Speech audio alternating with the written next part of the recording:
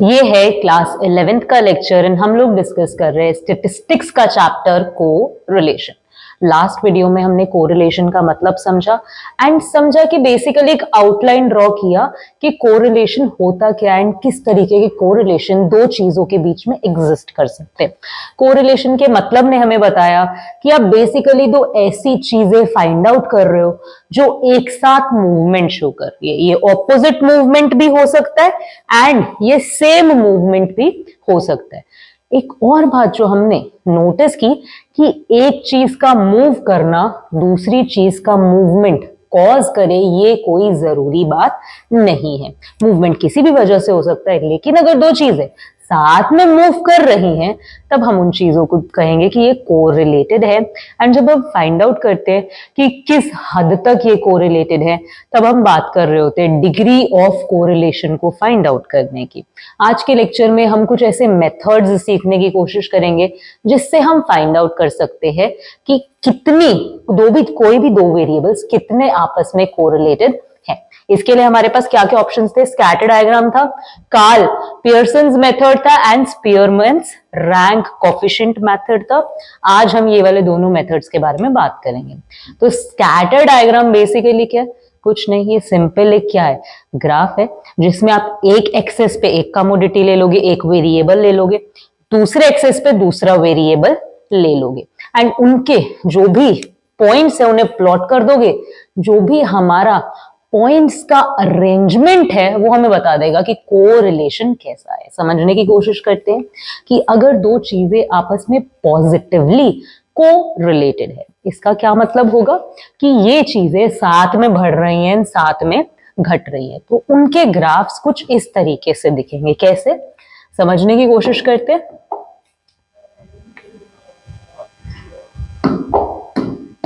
ये देखो होगा क्या, यहां पे मान लेते हैं y वेरिएबल है, यहां पे है x।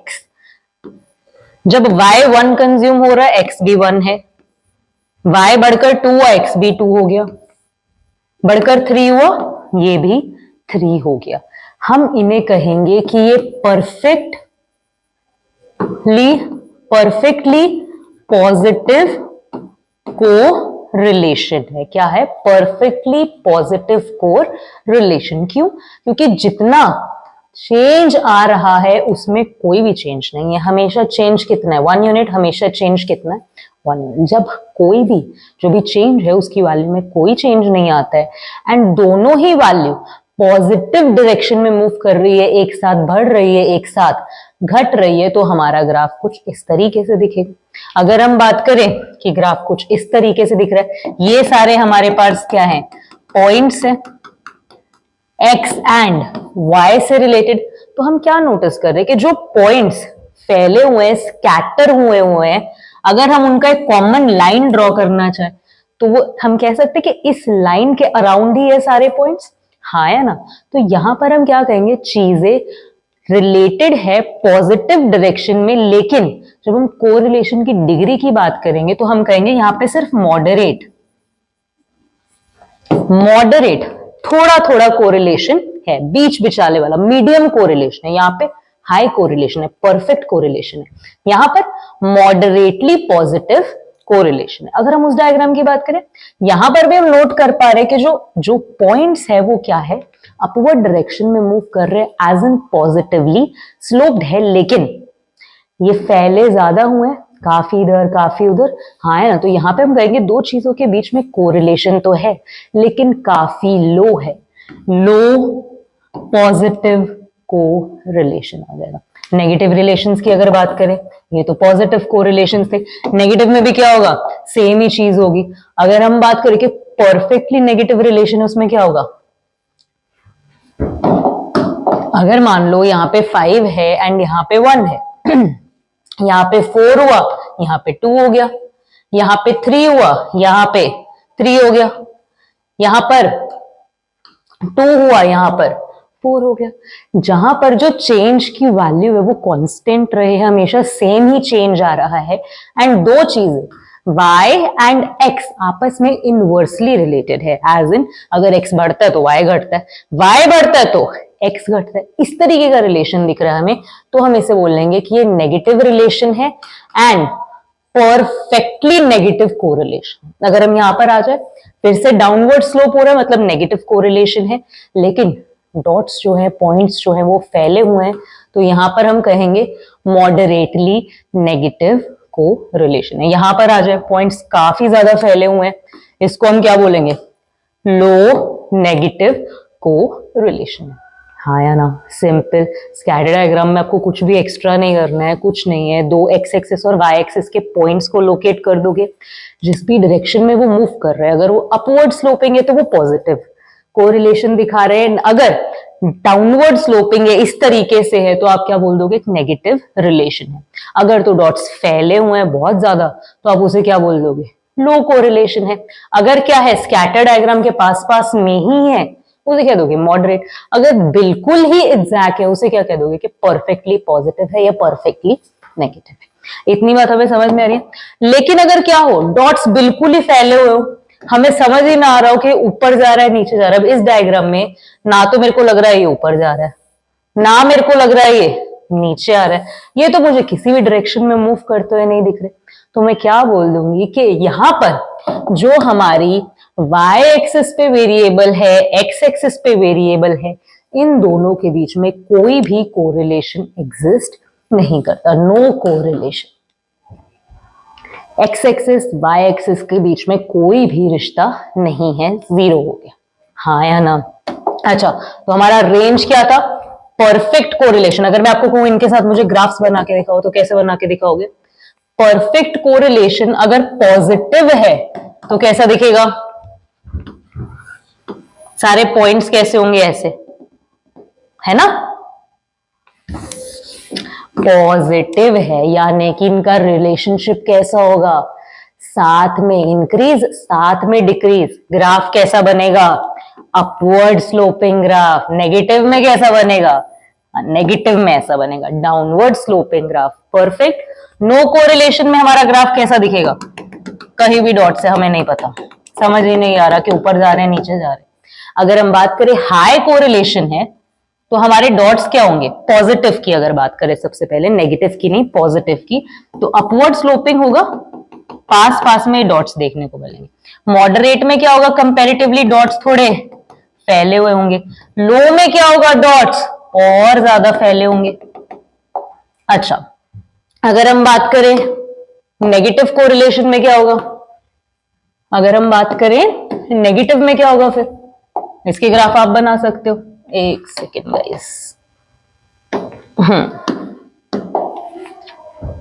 नेगेटिव में कैसे, हाई का ग्राफ कैसे बनेगा नेगेटिव में,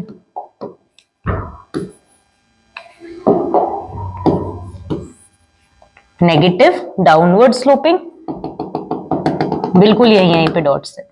मॉडरेट में जो डॉट्स है वो कंपैरेटिवली थोड़े ज्यादा इधर उधर होंगे।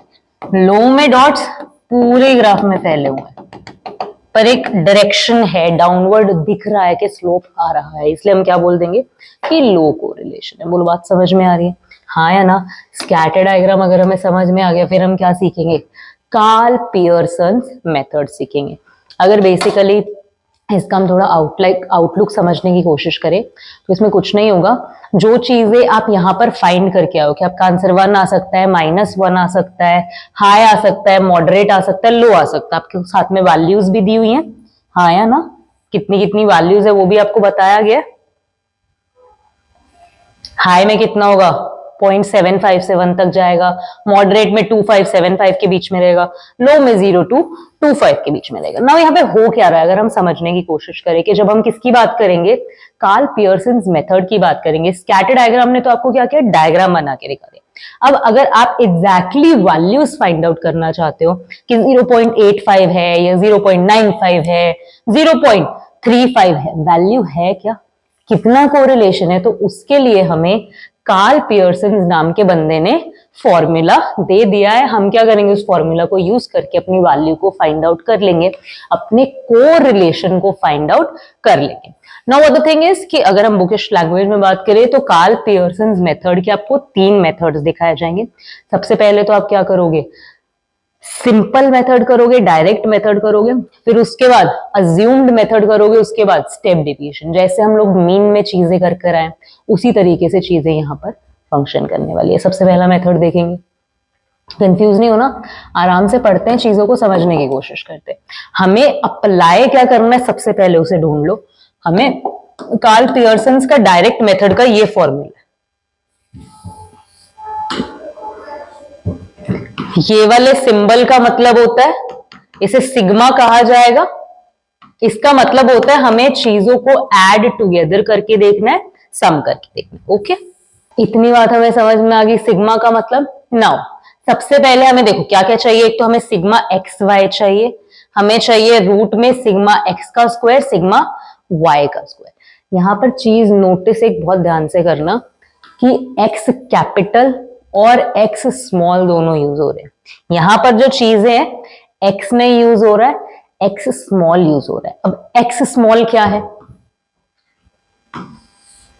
एक्स स्मॉल क्या है? सबसे पहला आपका काम है, कोई भी सीरीज है उसका मीन फाइंड आउट। एक्स का भी मीन फाइंड आउट कर लोगे एंड आप वाई का भी मीन फाइंड आउट करोगे। मीन निकालना हम सबको आता है, हाँ है ना। क्या करना है मीन निकालने के लिए, सारी वैल्यूज को ऐड टुगेदर करके नंबर ऑफ टर्म से डिवाइड कर देने। जैसे 5 + 3 8, 8 + 2 10, 10 डिवाइड बाय 1 2 3 4, क्या आपकी वैल्यू आ जाएगी, मीन की वैल्यू आ जाएगी। इसी तरह y की वैल्यू फाइंड कर लोगे। अब जो भी हमारे पास मीन की वैल्यू आ गई है उसको आप क्या करोगे, इंडिविजुअली हर वैल्यू से सबट्रैक्ट करोगे। फॉर एग्जाम्पल मान लेते हैं मीन की वैल्यू आ गई है 3, आ गई है मीन की वैल्यू x के लिए, तो स्मॉल x है क्या, स्मॉल x है जब आप मीन में से माइनस कर देते हो अपने जो भी हमारे पास क्या है क्लास, लिखा भी हुआ है ना, find out mean deviation from X series and denote these deviations by X. चुपचाप क्या कर दोगे, फाइंड आउट कर लोगे कि कितनी कितनी है, क्या पड़ी है, मीन से दूर पड़ी है, वो आपकी क्या बन जाएगी, स्मॉल एक्स बन जाएगी। इसी तरीके से आप क्या फाइंड आउट कर लोगे, स्मॉल वाई फाइंड आउट कर लोगे, वाई का मीन निकाल के, हाँ है ना। उसके बाद हमें क्या करना है, जो भी डेविएशंस आ गई यानी कि माइनस करके जो भी आंसर आ गए उन्हें चुप करके क्या कर दो, स्क्वायर कर दो। स्क्वायर स्क्वायर स्क्वायर, क्योंकि हमें यहाँ पे देखो किसकी वैल्यू चाहिए, स्क्वायर की वैल्यू चाहिए ना। चुप करके इसे क्या कर दो, सबको स्क्वायर कर दो। स्क्वायर हो गया, उसके बाद क्या करोगे, इसी तरीके से y को भी स्क्वायर कर दो। अब स्क्वायर इंडिविजुअल नहीं चाहिए हमें, स्क्वायर का टोटल चाहिए, इसीलिए क्या कर लो, जो भी स्क्वायर किए इनका टोटल फाइंड आउट कर लो। टोटल फाइंड आउट कर लिया, अब multiply these deviations and find out their total. फिर क्या करना है, हमें ये भी तो चाहिए, हाँ तो आपको क्या करना पड़ेगा, x एंड y को भी मल्टीप्लाई करना पड़ेगा। मान लो x हमारे पास यहाँ पे 3 है, y मान लो 4 है, तो x इंटू वाई भी करना पड़ेगा, 3 4 12। इसी तरीके से सबको, सारी x एंड y को आपस में मल्टीप्लाई करके आपके पास जो टोटल आ जाएगा वो आपका क्या बन जाएगा, सिग्मा एक्स वाई। समझ आ गया इतनी बार, फिर सीधा फॉर्मूला में आपकी क्या हो जाएंगी, वैल्यूज पुट हो जाएंगे। देखो थोड़ा करके देखते हैं अपन, सारा तो नहीं सॉल्व करेंगे but let's do some part of it. तो सबसे पहले हमें स्मॉल एक्स फाइंड आउट करना है। लेट्स अज्यूम इसका मीन है 2 मान लेते हैं मीन। देखो मैं मीन अज्यूम करके चल रही हूँ, आप लोग क्या करोगे, यहाँ पे मीन फाइंड करोगे क्योंकि डायरेक्ट मेथड है, अज्यूम्ड मेथड नहीं है। मीन फाइंड कैसे होगा, 5 + 3 + 2 10/4, राउंड में अगर ले ले तो 2.5 आ गया, हाँ है ना। चलो 2.5 में से 5 को माइनस कर लो, निकाल ही लिया हमने मीन, कितना आ गया 2.5 आ गया। देन हमारे पास कितना आ गया 2.5, 0.5 आ गया। देन हमारे पास कितना आ गया, अगेन 0.5 आ गया। देन हमारे पास कितना आ गया 2.5 आ गया, हाँ है ना। फिर हम इसको लिख लेते हैं, x की बात अगर हम करें स्क्वायर की, तो यहाँ पर इनका स्क्वायर हो जाएगा 2.5 का square as in 25 multiply by 25, 125, 12.5 आ जाएगा। इसी तरीके से आप ये सारी चीजें फाइंड आउट कर लोगे। y का मीन निकाल लेते हैं, 17, 17 18, 18 + 4 22, 22 - 10 कितना हो गया, समझ आ गया ना। यहाँ पे हमारे पास क्या आ जाएंगी, स्मॉल y की वैल्यू आ जाएगी, फिर उसे भी स्क्वायर कर देंगे। लास्टली हमें क्या करना है, जो x एंड y का कॉलम है, ये वाला y नहीं, ये वाला x एंड ये वाला y, इनको हम क्या करेंगे, आपस में मल्टीप्लाई करके यहाँ पे वैल्यूज आ जाएंगी। फिर इन वैल्यूज का हमें क्या चाहिए, सिग्मा चाहिए, सिग्मा निकल जाएगा, हाँ या ना। उसके बाद जो हमारा एक्स स्क्वायर है एंड वाई स्क्वायर है, जो आपका एक्स स्क्वायर का कॉलम एंड वाई स्क्वायर का कॉलम है, इसका भी मुझे क्या चाहिए, सिग्मा चाहिए, जिसका मैं क्या कर दूंगी, स्क्वायर रूट कर दूंगी। स्क्वायर रूट हम कैसे फाइंड करेंगे, उसका हम प्रॉपर तरीका भी देखेंगे जब हम न्यूमेरिकल्स डिस्कस करेंगे। लेकिन अगर आज आप ट्राई करना चाहते हो सम, तो आप क्या कर सकते हो, मान लो कि स्क्वायर रूट आपका बन गया 124 बन गया, ठीक है। अब आपको नहीं पता है स्क्वायर रूट किसका है, कोई भी ऐसे दो नंबर सोचो जिनको मल्टीप्लाई करके इसके आसपास चीज बनती है। हमें पता है 12 इंटू 12 कितना होता है, देखो 2 2 ज़ा 4, 2 1 ज़ा 2, 2 एंड 1 4 4 1, ज्यादा हो गया इससे, यानी कि 11 11 से चेक करो, 1 1 1 1, कितना आ गया 1 2 1, ये पास में आ रहा है तो राउंड करके लिख लो 11 पॉइंट समथिंग 2 3 4, इस तरीके से आप राउंड करके अप्रोक्स लिख दो साथ में, एंड रूट को इस तरीके से आप छोड़ सकते हो। फिलहाल के लिए ऐसे कर लो, प्रॉपर रूट कैलकुलेट कैसे करना है वो भी देख लेंगे, पर ऑनेस्टली उसकी जरूरत नहीं है। स्कूल लेवल पे हम इसको फिलहाल रूट को इस तरीके से कैलकुलेट कर देते हैं, राउंड में लिख के उसको अप्रोक्स लिख के कर दो। अपन सब करके देखेंगे जब अपन इसकी क्या करेंगे, प्रॉपर सम्स डिस्कस करेंगे। ओके, नेक्स्ट हमारे पास आ जाता है अज्यूम मीन।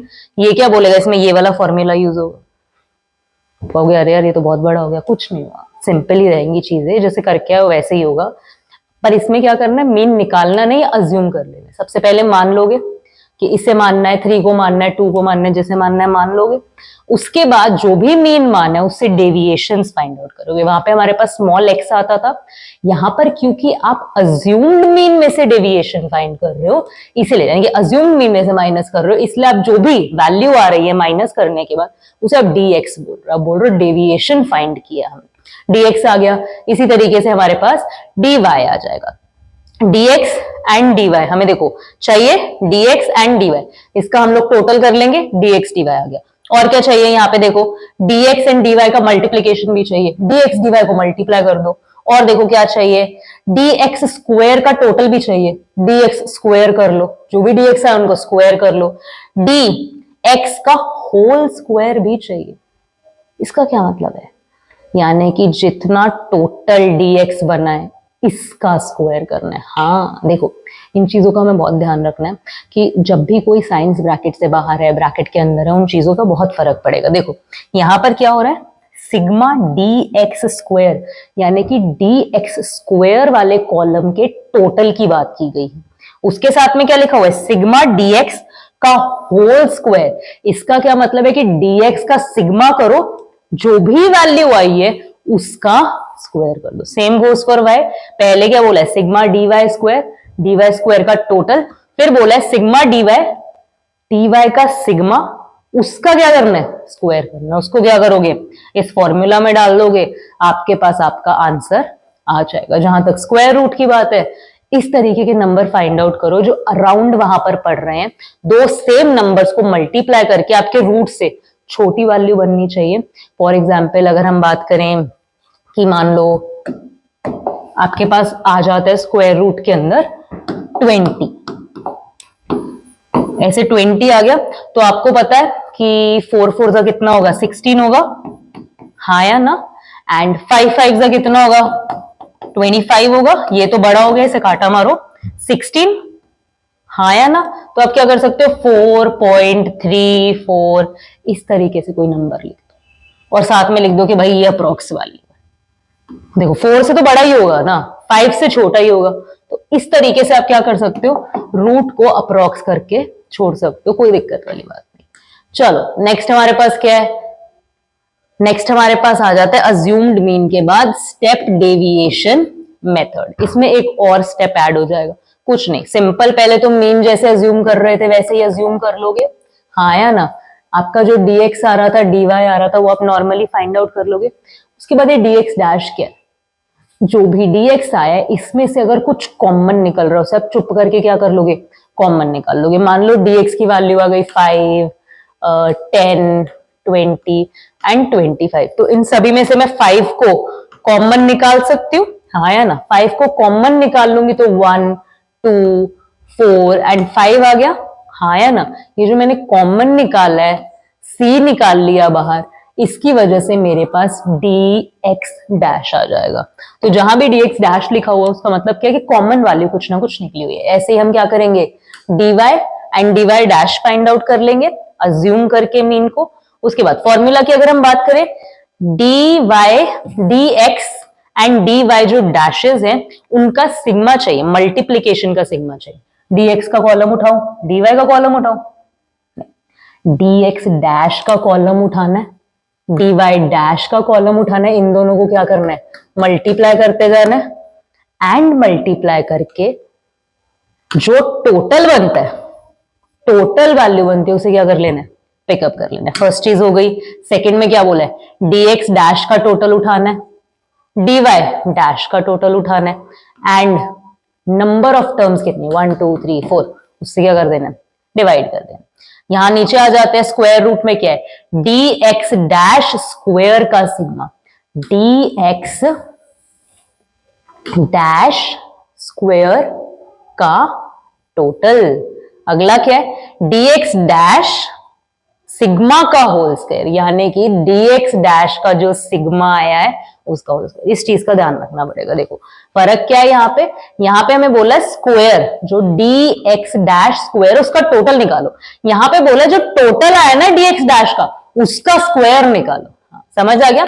यहाँ पर भी क्या होगा, sigma d dash by square, d dash dy dash d, हाँ d यहाँ पे थोड़ा सा गलत लिखा हुआ है, dy डैश का स्क्वायर आ जाएगा, हाँ या ना। तो आप क्या करोगे, इसको जो भी हमारे पास वैल्यू आ रही है उनको यहाँ पे हम लोग टोटल कर लेंगे एंड देन हम बात करते हैं सिग्मा d डैश, ये भी गलत है, dy डैश के होल स्क्वायर की। सो dy डैश का जो हमारे पास सिग्मा है इसका हम क्या करेंगे, स्क्वायर कर देंगे। इस फॉर्मूला में वैल्यूज पुट अप हो जाएंगी, हाँ या ना। हमारे पास क्या आ जाएगा, हमारा कोरिलेशन आ जाएगा बिटवीन जो भी दो वेरिएबल्स की हम लोग बात कर रहे हैं, x एंड y।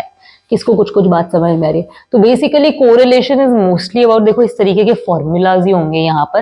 फॉर्मूलाज को हम पिकअप करके जब प्रैक्टिस करेंगे तब हम ये चीजें दिमाग में बिठा पाएंगे कि बेसिकली जो जैसे हमने यहाँ पर ये चीजें देखी कि कंफ्यूजन ना क्रिएट हो कि कहाँ पे आप होल स्क्वायर पिकअप कर रहे हो, कहां पे आप किसी क्वांटिटी के हर बार जो स्क्वायर्स आए उसका टोटल पिकअप करो।